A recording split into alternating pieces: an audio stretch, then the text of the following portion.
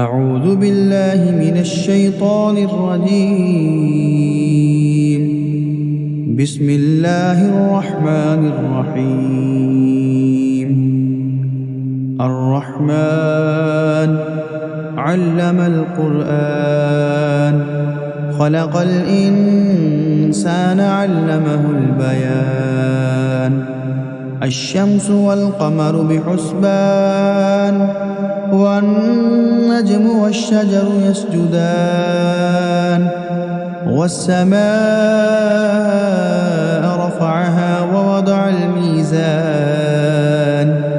ألا تطغوا في الميزان وأقيموا الوزن بالقسط ولا تخسروا الميزان.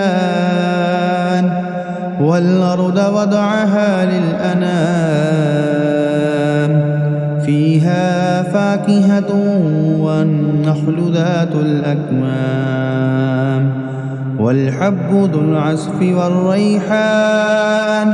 فبأي آلاء ربكما تكذبان؟ خلق الإنسان من صلصال كالفخار وخلق الجان من مارج من نار. فبأي آلاء ربكما تكذبان؟ رب المشرقين ورب المغربين. فبأي آلاء ربكما تكذبان؟ مرج البحرين يلتقيان بينهما برزخ لا يبغيان. فبأي آلاء ربكما تكذبان؟ يخرج منهما اللؤلؤ والمرجان. فبأي آلاء ربكما تكذبان؟ وله الجوار المنشآت في البحر كالأعلام. فبأي آلاء ربكما تكذبان؟ كل من عليها فان ويبقى وجه ربك ذو الجلال والإكرام. فبأي آلاء ربكما تكذبان؟ يسأله من في السماوات والأرض كل يوم هو في شأن. فبأي آلاء ربكما تكذبان؟ سنفرغ لكم أيها الثقلان. فبأي آلاء ربكما تكذبان؟ يا معشر الجن والإنس إن استطعتم أن تنفذوا من أقطار السماوات والأرض فانفذوا لا تنفذون إلا بسلطان. فبأي آلاء ربكما تكذبان؟ يرسل عليكما شواظ من نار ونحاس فلا تنتصران.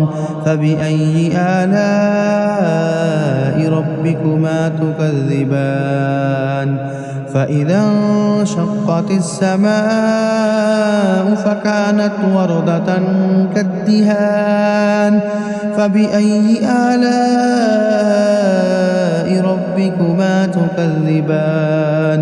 فيومئذ لا يسأل عن ذنبه إنس ولا جان. فبأي آلاء ربكما تكذبان؟ يعرف المجرمون بسيماهم فيؤخذ بالنواصي والأقدام.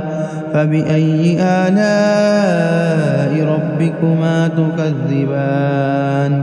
هذه جهنم التي يكذب بها المجرمون.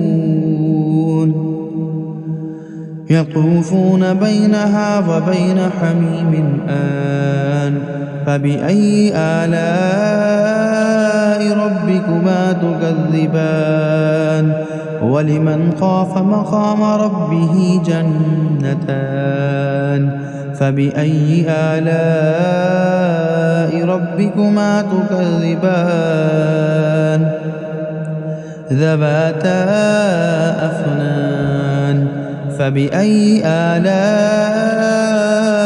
ربكما تكذبان فيهما عينان تجريان فبأي آلاء ربكما تكذبان فيهما من كل فاكهة زوجان فبأي آلاء ربكما تكذبان متكئين على فرش قائنها من استبرق وجنى الجنتين دان فبأي آلاء ربكما تكذبان فيهن قاصرات الطرف لم يطمثهن إنس قبلهم ولا جان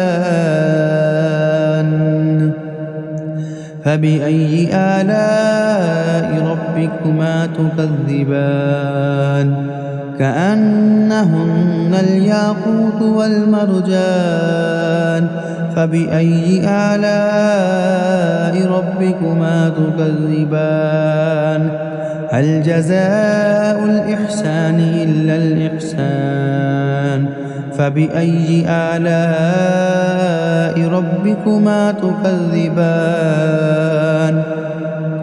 ومن دونهما جنتان فبأي آلاء ربكما تكذبان مدهامتان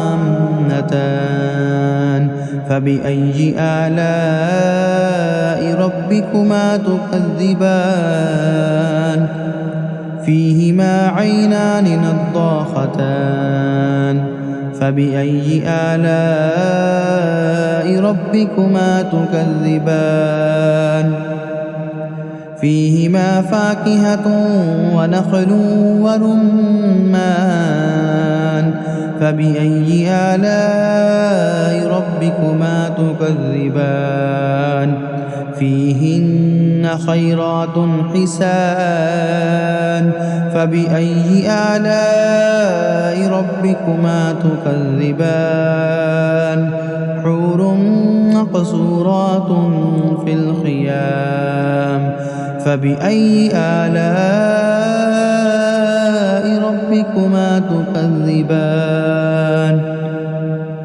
لم يطمثهن إنس قبلهم ولا جان فبأي آلاء ربكما تكذبان متكئين على رفرف خضر وعبقري حسان فبأي آلاء ربكما تكذبان تبارك اسم ربك ذي الجلال والإكرام